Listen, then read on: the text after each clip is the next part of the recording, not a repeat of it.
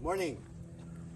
Ngayon po, i-feature natin na isang bahay sa development ng Peribeo, located here at Barangay Sampaguita, Lipa City. Well, Peribeo, just a short briefing about Peribeo. It's a resort type of development.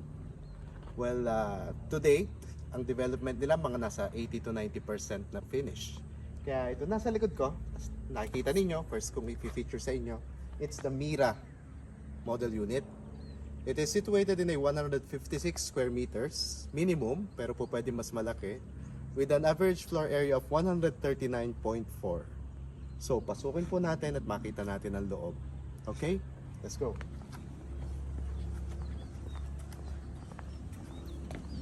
Makikita po ninyo, Mira has provision for carport ng dalawa. Ibig sabihin, pag meron kang isang SUV at isang car, po pwedeng pumasok dito sa Mira. So, pasukin mo natin. Inclusive na rin po itong electronic door na to. Well, usually sa Korea, ganyan yung mga ginagamit nila sa Japan. So, inclusive na rin po yan sa package natin. So, ito na po. Welcome inside Mira. So, ito po yung living room. Yan, makikita ninyo. Well, si Mira po, meron po siyang separate na maid's quarter. Papakita ko sa inyo mamaya. Dito naman sa baba ng Mira, you could see one bedroom and one toilet and bath. Actually, yung isang powder room. While sa taas naman, you have 3 bedrooms and 2 toilet and bath. Pero yung isa, common, at yung isa naman ay para sa master's bedroom. Okay? Makikita po nyo, ito po yung ating first bedroom sa baba. You could use it as a guest room or kaya kung may elderly kayong kasama, very practical na siya. Meron kang room dito sa baba. At the same time, ang kagandahan niya, napakalapit niya sa ating restroom. So, ito lang yung restroom. So, kung elderly ang kasama mo, hindi siya mahihirapan na pumunta sa restroom every now and then. Ito naman po yung ating kitchen. Kasi inclusive na rin yung mga cabinets natin yan.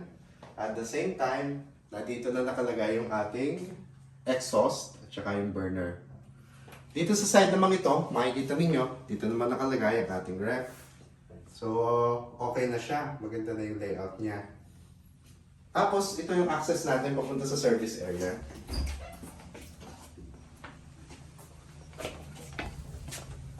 Malawak pa po yung service area natin or pwede nyo consider as laundry area ninyo dahil may provision dyan na saksakan for halimbawa meron kayong automatic washing machine, tapos meron na rin ditong wash area dito sa likod at may access kayo sa both sides. Since ito ay single detached units, walang nakakapit na kahit ano sa firewall.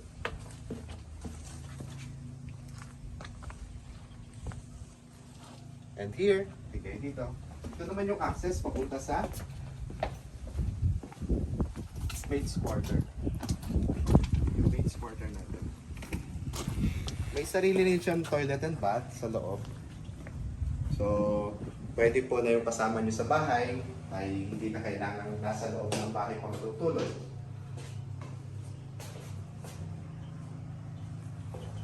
At ito pa po yung extra space niyo sa side na to. Well, ang model natin ay nakalagay sa corner lot. Pero yung kanyang setbacks, it is located dito sa boundary ito. Kaya kung i-assume nyo, kung inner unit ang makukuha ninyo, meron pa kayong extra space hanggang dito sa area ito.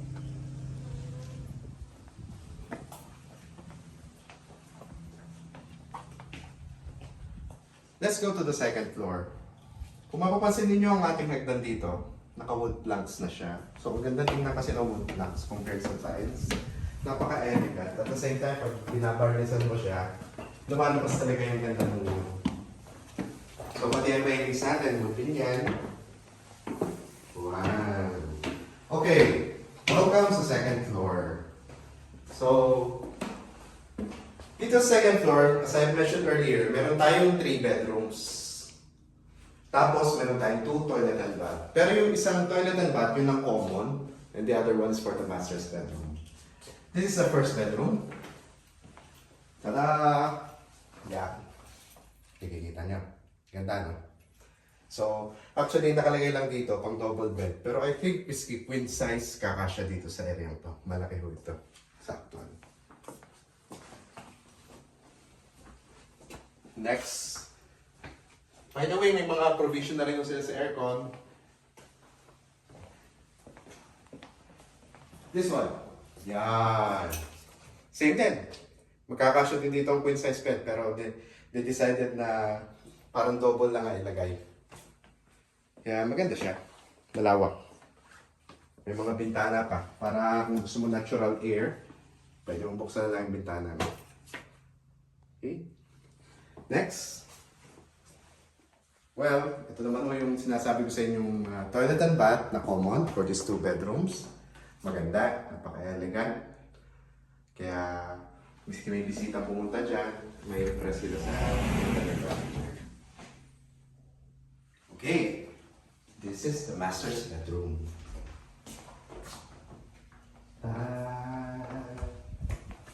Yan, ang laki. Ang laki lalo, no? Siguro feeling ko, miski dalawang queen size bed, kasya dito. Pero, miski lagyan mo ito ng king size bed, napakaluwag pa. And yun nga, since ito ang master's bedroom, meron siyang sariling walk-in closet. This one. May walk-in closet siya. At may sarili siyang toilet and bath. Malaki din yung toilet and bath niya. So, yun. Ito yung walk-in closet. At ito naman yung toilet and bath niya. Yan, miski sabay kayo mag-toothbrush, pwede. Hindi magkakaproblema tayo dyan. Yan ang naging problema natin minsan eh. Kasi sa toothbrush, hintayin mo. Ito hindi. Pwede sabay na kayo. So, ito naman yung kanyang pinaka-shower. Parang style sa hotel ba? Na ano? Okay? Siyempre,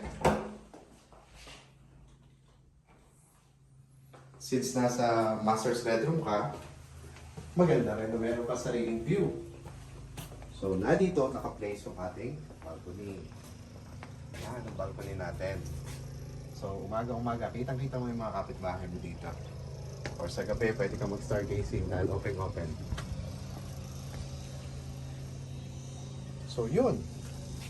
Okay po ba sa inyo, Mira? If you want it, give us a call and we'll provide you with the assistance and give you all the details of the houses. So, have a nice day, God bless, and stay safe.